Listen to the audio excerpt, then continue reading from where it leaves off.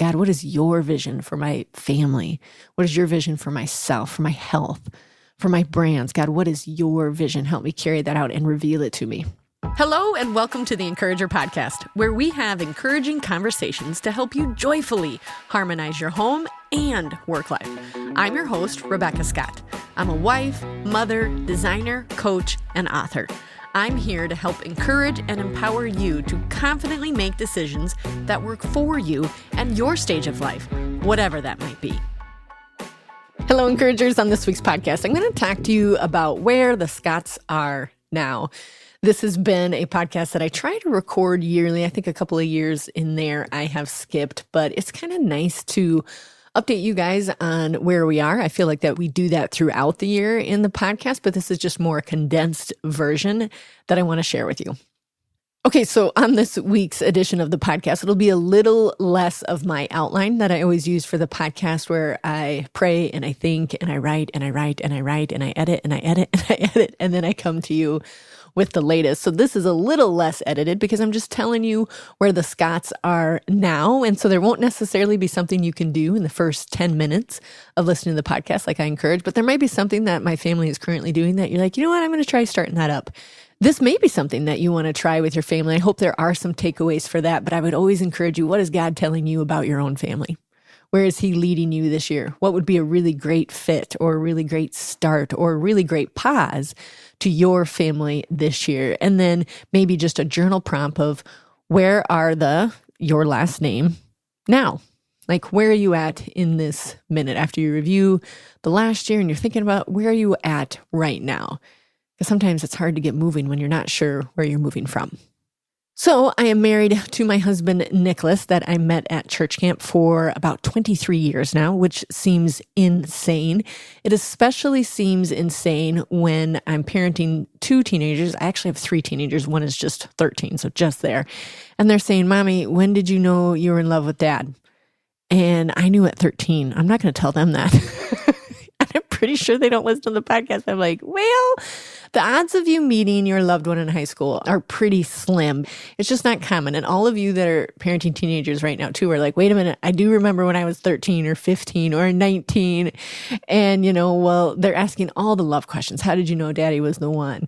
What moment did you know? So it's been some interesting conversations to have. And I felt myself not necessarily guarded, but having to talk to Nick about like, wait, how much do we want to share about? Because we were in love very young. I came home from church camp when I was 13 and said, Mom, I know who I'm going to marry. And I kind of meant it like I just met the ideal guy, but I guess I really did mean I met the one.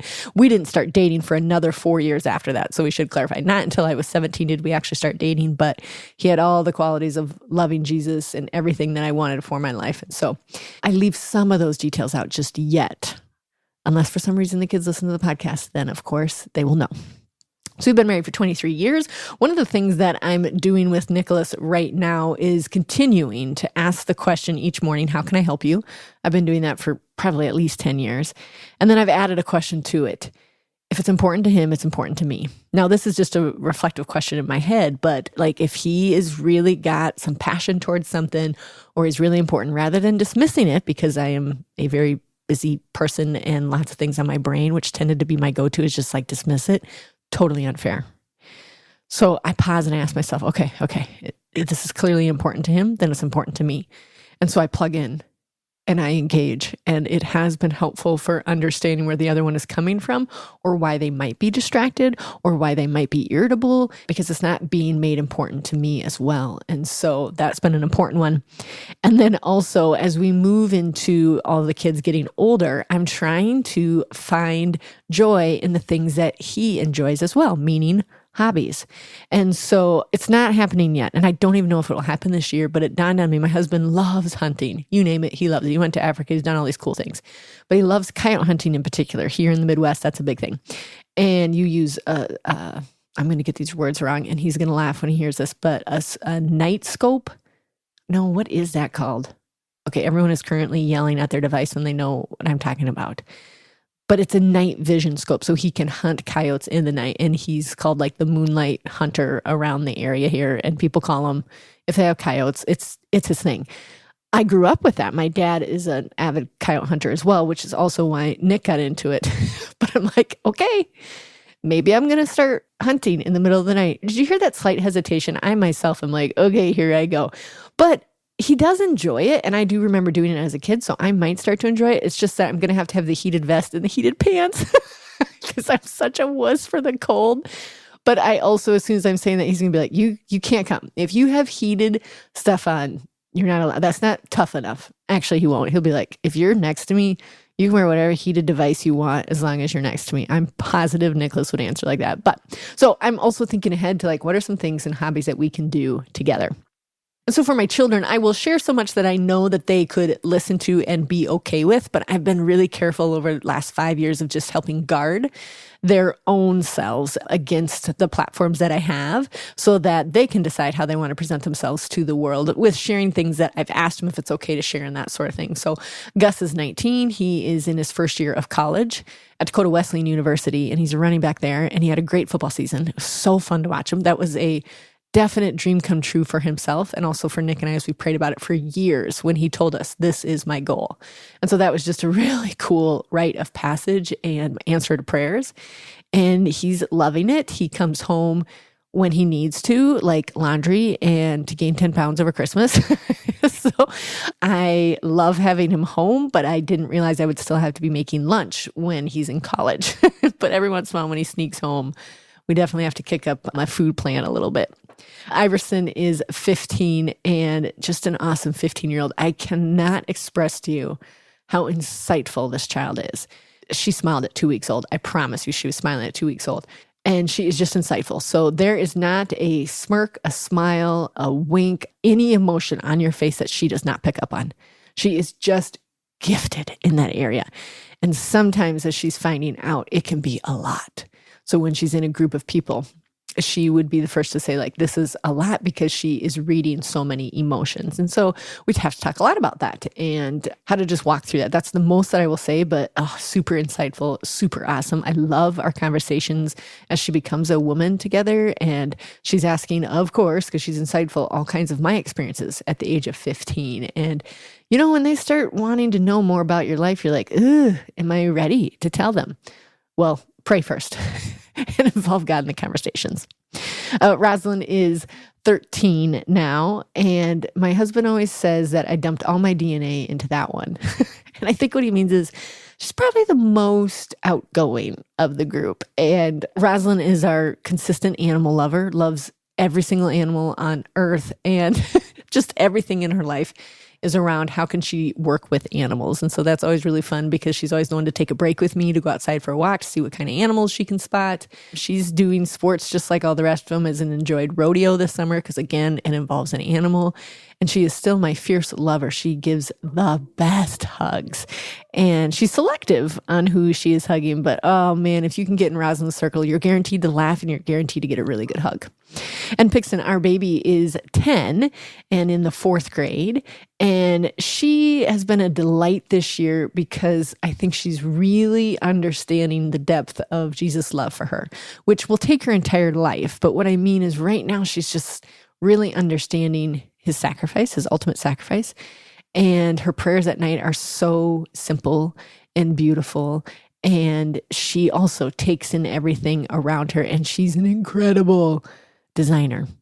I'm not exaggerating. Since the age of 3, she was karate chopping pillows. And she would arrange blankets in certain ways. So she just sees rooms and objects and wants to make them more beautiful. And she's hot gluing fabric and she's sewing so much. She's trying to convince her sister how they should revamp their room. Like, she's just really good designer. It's interesting to see it in someone so young and understanding it from my mom's point of view when she would get so overwhelmed by all of my ideas.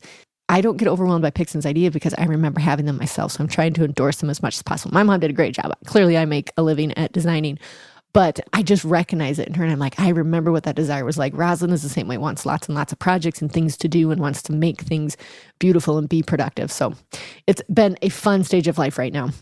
This episode of The Encourager is brought to you by Rebecca Scott Designs, where we make custom purses and accessories designed by you for the life you actually live. From fabrics and linings to leathers and 20 plus styles, every detail is your choice. Each piece is handmade right here in South Dakota, where we believe beauty and function should go hand in hand. Visit designyourownbag.com to create your own custom bag and use code Encourager for $10 off your purchase. Also, everyone who's listening or still listening, thank you. Thank you for letting me tell you where my family is right now. And I hope that there's some takeaways from this that you can have.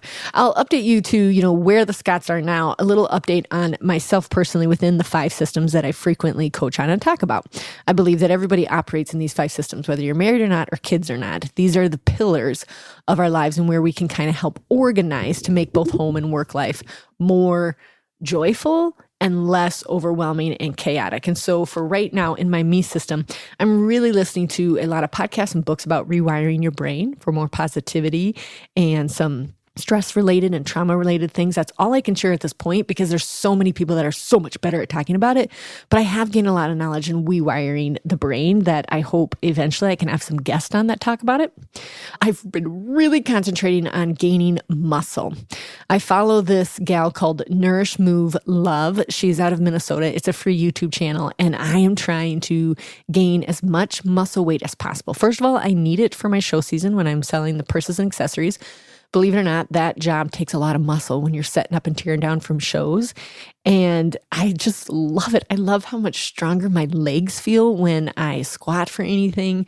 I love how strong my shoulders feel when I go to hold anything.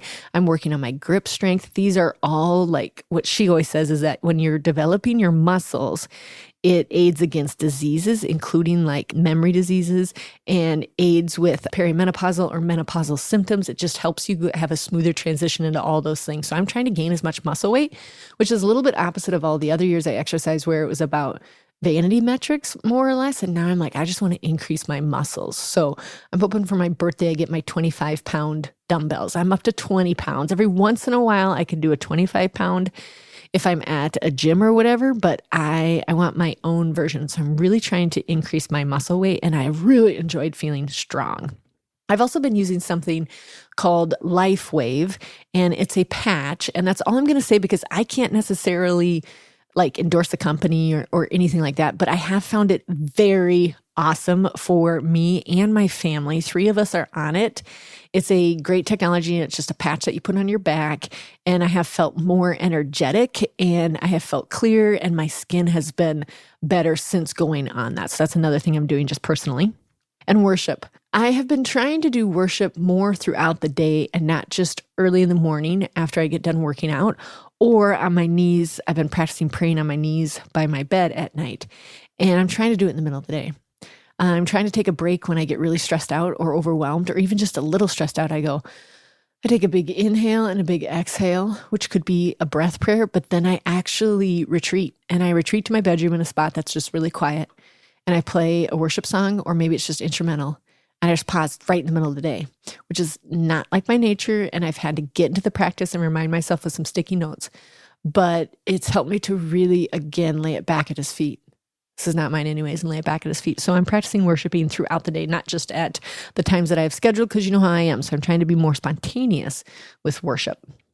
And of course, I will preach about it till the day I am gone. The Habit Tracker. It's a free resource on theencouragerpodcast.com. I love my habit tracker. I got to just get off of my own personal solo retreat and add up all the things that I was measuring. It was pretty awesome. I'll share on social media some of the ones that I thought were really fun, but like I did 356 pull-ups last year. I did over 3,000 sit-ups last year. I prayed on my knees over 213 times. Like it's just really fun to add them up. And so the habit tracker has just been, it's still just really fun. And I highly encourage you to do that. For my food system, I'm trying a new recipe a week this year. Now, I started kind of doing that in December, but I wasn't putting it on my habit tracker yet, and I wasn't really consistent. So this year, I'm really trying to do one new recipe a week. One thing that I reflected on for 2025 is that I got so bored in the food area. And I like creating. And so I thought, if food really is creating things, I get a little upset that it's gone in less than 10 minutes, but whatever. So this year I'm challenging myself to try a new recipe a week. And that's especially important with Gus as he's trying to gain weight for football. And I'm just trying to be really conscious of whole foods in our family. It's just very simple. It's a very simple habit. I'm going to try one new recipe a week. And I'm back to really craving that time at the table. Now we're in the middle of winter, and so it's very busy with basketball games. Everybody raise your hand for basketball games because it's like the commitment for her. I think we had 45 basketball games in 2.5 months. That being said, our meals at the table couldn't be as frequently because we were always at the concession stand at a game. And so I'm really looking forward to, I think it'll happen in about 3 or 4 weeks. We'll go back to about 4 to 5 meals a week. We'll be at the table together. And those conversations we've been having at the table are so awesome. I mean, we're a normal family, guys. Sometimes an argument pops up, but usually it's more about what made you happy today, what made you frustrated. Or we like to do high, low, and buffalo. What was your high today? What was your low today? Or what's something just totally random that you want to share with us? I love doing those. And then ultimately we finish the conversation with, what did you fail at? And that's just to encourage them to keep trying new things. And so it's interesting which ones have a really hard time with like, I didn't fail at anything today. I'm like, okay. And then that conversation are the ones that are like, I failed again. And then that conversation. So I love sharing those ones during our food time in the house. For my home system, something that is really working right now is still those Sunday afternoon chores. I used to avoid it so much because Sundays are sacred. But the truth is that's when everybody was home, and it only takes us about an hour. And it's just been such a relief all week to think about, okay, that spot is really overwhelming me, but we're going to clean it on Sunday. I will add it to the list and it'll be taken care of. So it's just helped me to compartmentalize the overwhelm of cleaning a home when I know when it's going to happen. So we're going to continue doing that. And of course, our Honey Huddle. That too is a free resource on theencouragerpodcast.com. Our Honey Huddle we've been practicing for, I think, 10 years now. And I love it. I love the one in January because we do a home tour. Nick and I walk around our house, every room, and think about the updates that we want to make, if there are any, anything we want to change for the new year. And then we kind of do a priority list. So we list which one is the most important down to 10, 12, 13, whatever it might be. And that happens because of the Honey Huddle, and it reminds us. And the Honey Huddle is just a meeting you can have with your honey to talk about dreams and goals and home improvement projects and self-care and budget and calendars and priorities. And that just helps Nick and I stay on the same page. So we are going to continue practicing the Honey Huddle. The family system where we are right now is still preaching our 3 values of the Scott families, that we will be kind, humble, and honest. My children, including my son, will still finish his prayers with, help us to be kind, humble, and honest. And so a lot of our conversations are like, are you being kind? Are you being humble? Are you being honest? And we just keep circling those. And those are the things that we want them to walk away with. Those are the things that we want people to say behind our back. I've also been really prioritizing long walks with the kiddos on our gravel road, a little bit longer than normal because, first of all, they can go a little bit longer. And we tend to get into deeper conversation if we go out a little bit. Sometimes they want to stay silent for the first half a mile. By the time you get to a mile, they're opening up. And so I've really loved that the gravel road is such good, cheap therapy. We've also been practicing our family mantras. I recorded a whole podcast on that. So I'll tell you to go ahead and listen to that. It's just been really interesting when those mantras come up, not when we're repeating them, but when they happen in real life and they go, oh, Mom, that's one of our family mantras. Zoom out. Or I'll say to them, hold on. Like, feels like we're really passionate right now. We might be overreacting. We might not. Maybe this is all valid, but let's just zoom out for a second. And sometimes, yes, they roll their eyes, and other times they're like, oh, she's totally right. I mean, I don't think that would be the actual words they say out of their mouth, but in my head, that is what they are thinking.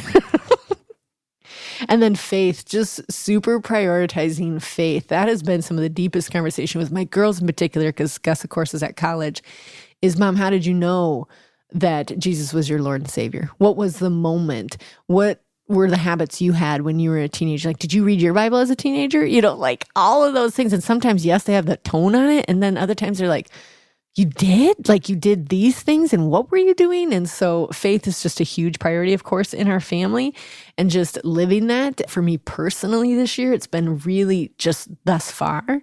What does it really look like to surrender?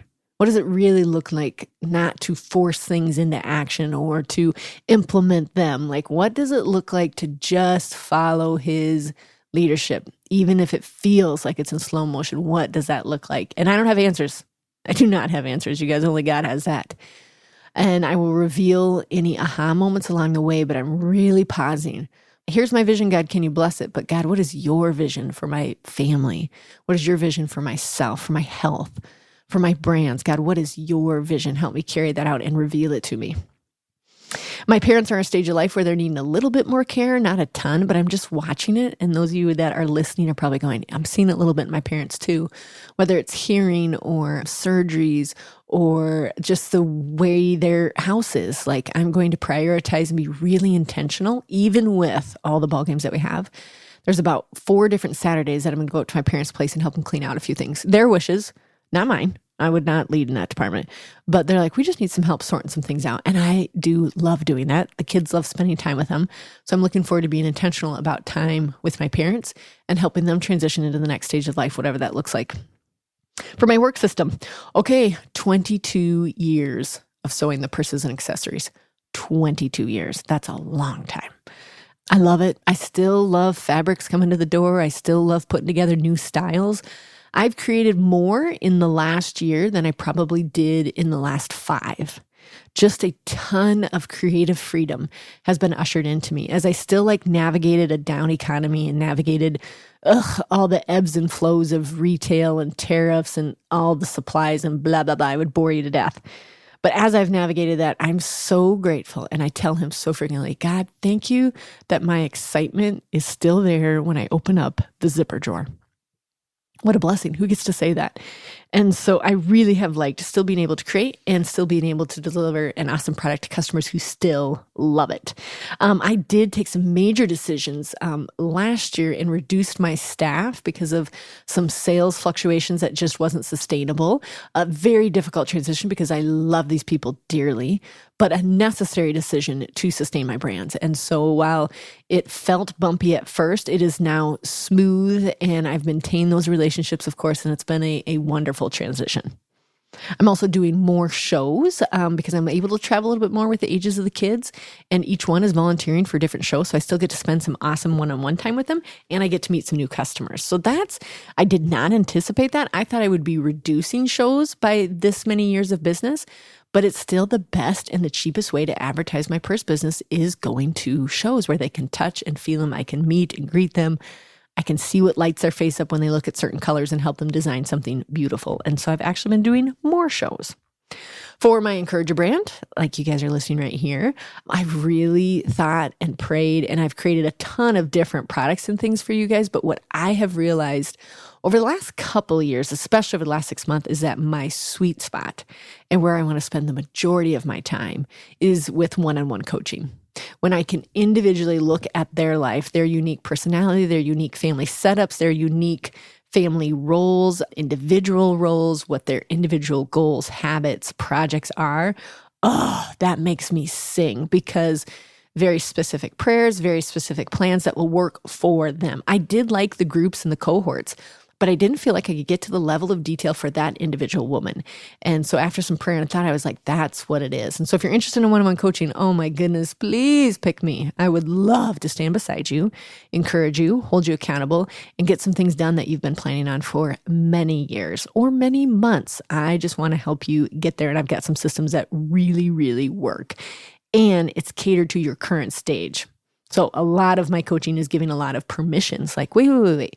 I give you permission not to pick that up right now. Like, I think we're not being totally honest with how busy you currently are. Sometimes that's the conversation, and sometimes it's like, okay, we can fit this in. I see a gap of time here. So if you're interested, I love it. And I would love to pair up with you. Also for my work system, where I currently am and loving is my weekly agenda sheet. This is another resource on theencouragerpodcast.com. It just helps me with blocking during the week. Here's the plan for Monday, Tuesday, Wednesday, Thursday, and Friday.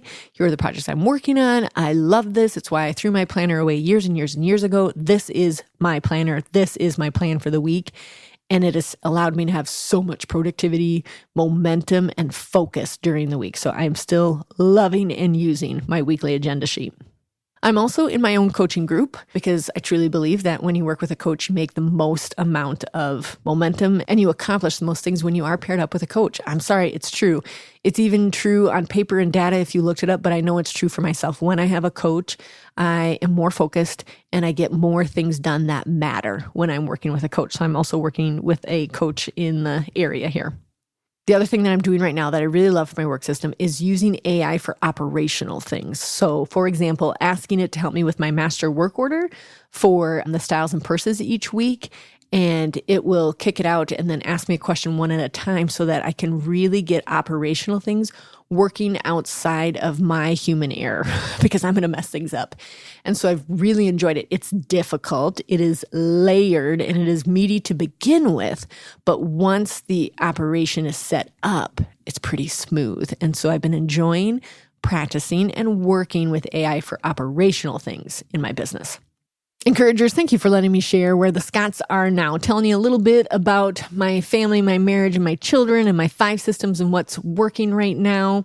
I'm really looking forward to 2026. I'm looking forward to new podcasts. I'm looking forward to working with some of you one-on-one.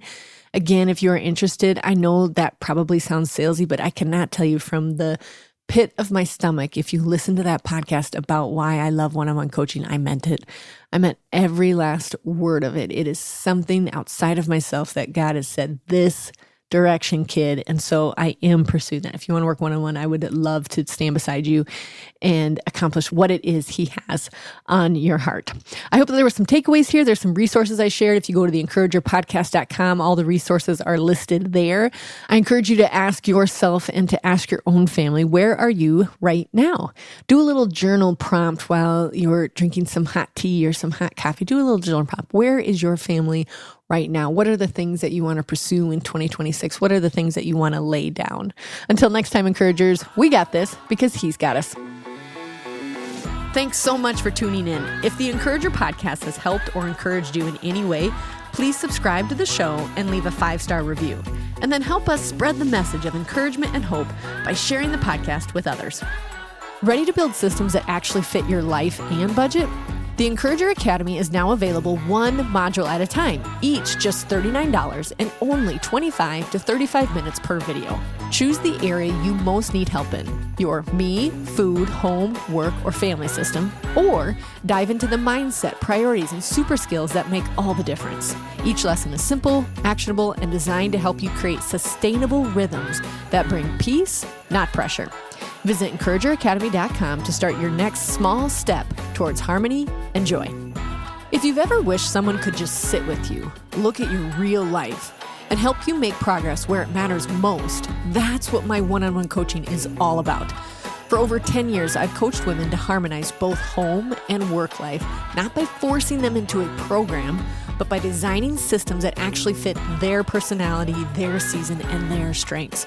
No cookie cutters, no overwhelm, just sustainable rhythms that help you finally see traction in the areas that matter most to you. Learn more or book your free discovery call at EncouragerAcademy.com. Let's make progress together.